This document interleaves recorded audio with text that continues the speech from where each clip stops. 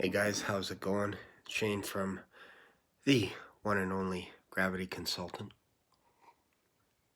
I thought I'd just make a quick little video. As I mentioned in one of my other videos, that I'm currently taking on clients. So I'm just trying to start booking my weeks on my calendar and all that kind of stuff, including doing role plays, because I think that's important to maintain that level of expertise, because you're always tweaking your script, you're always fine-tuning things. It's very similar to jujitsu. I remember when I first started out when I doing jujitsu, it was like the only thing I wanted to do was break the guy's arm. That's it. I'm like, I'd go into a tournament and I'm like, if I can get that arm, I can bend it enough, make him tap out, and then hopefully I can win the tournament. Strategy was flawed because as soon as I would grab the guy's arm, he would move it away. Now I'm like, crap. Now what do I do? So then you learn another move. All of a sudden my eyes open up when the guy moves his arm and turns away from you, exposing his neck. All of a sudden you have a rear naked choke available.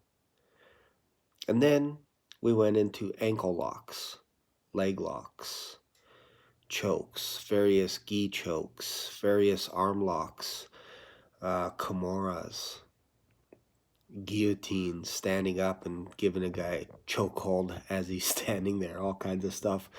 And all of a sudden, after you're building each movement, I remember we would go through drills where you lie on your back for like 3 minutes, 5 minutes, and the guy would start off in side control, and you're totally relaxed on your back, and you had to get off of your back or you had to submit your opponent.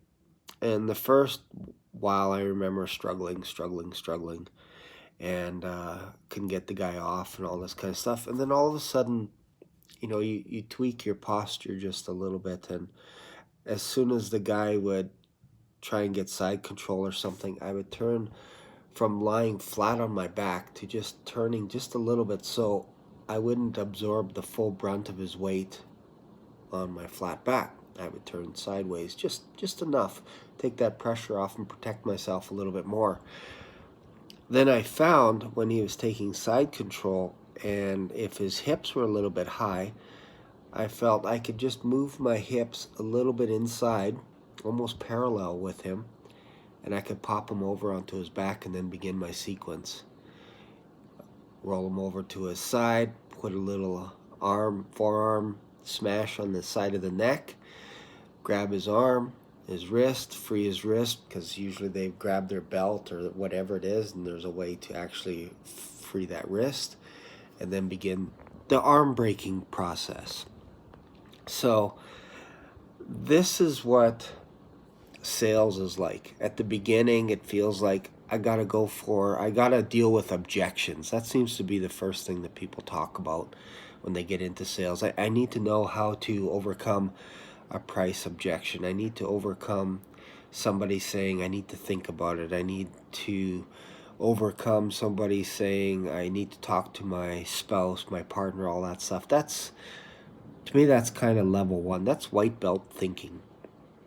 When you become a blue belt, which I have, you learn all the defensive postures, and you're still able to choke people out on your back. So there's all kinds of sequencing, all kinds of defensive postures, and you're waiting for your opponent to expose themselves so that you can finish them off, choke them out, break their leg, break their kneecap, break their elbows, whatever it is, or put them in a position where they're in so much pain they have to tap.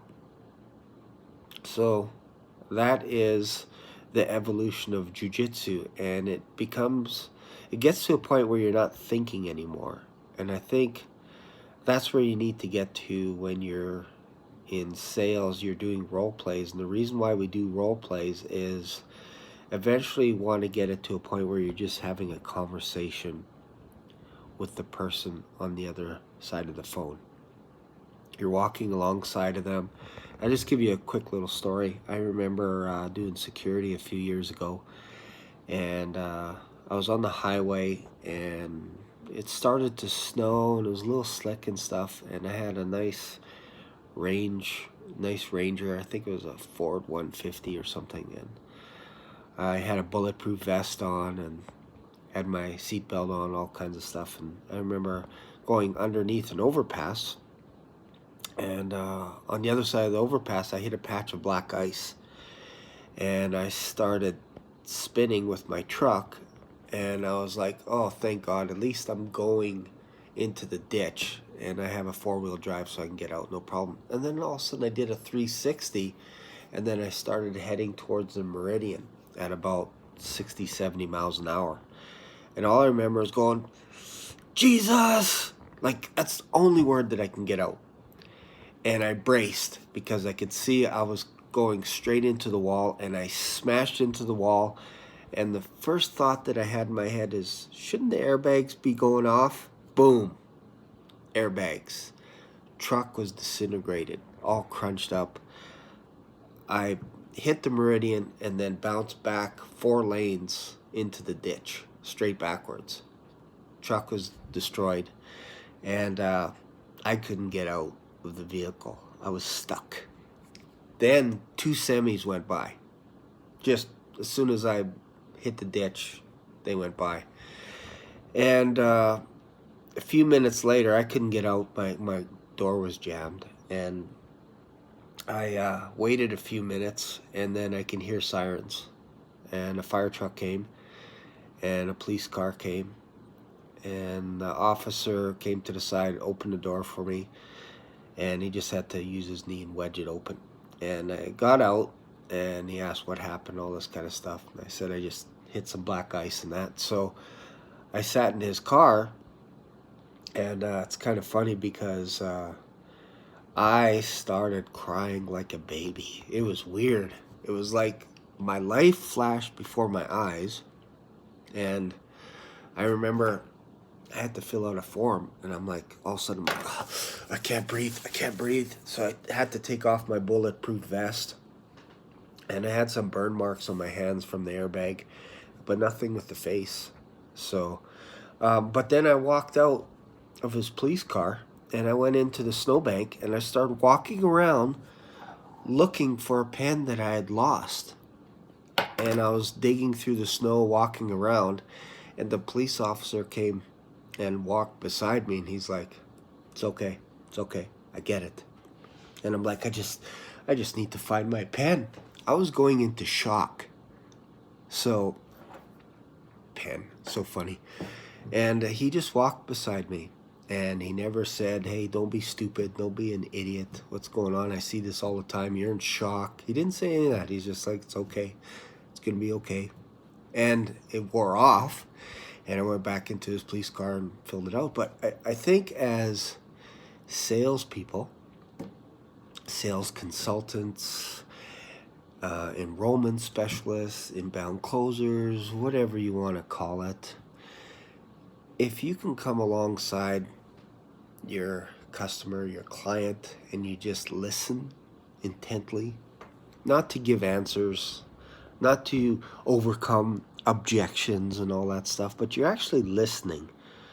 And your goal by the end of the conversation is you want them to be able to say, man, I don't know what happened, but I felt like I just got a new friend, or I just made a new acquaintance where I feel like I trust them, and I trust the process. I trust that they can help me get to where I want to go. So I think that's very important in this day and age. So I just want to say thanks for watching this video. I hope this helps put a little bit of perspective as to what we do. And if you are looking for a enrollment specialist, inbound closer, just go to my website, fill out the form. It's pretty straightforward. I will leave the website info. It's Gravity Consultant. Thanks a lot. Don't forget to subscribe, like this video, comment. I always accept comments. I always like reading the comments and answering back and all that good stuff. So thanks a lot. I will see you in another video. Bye for now.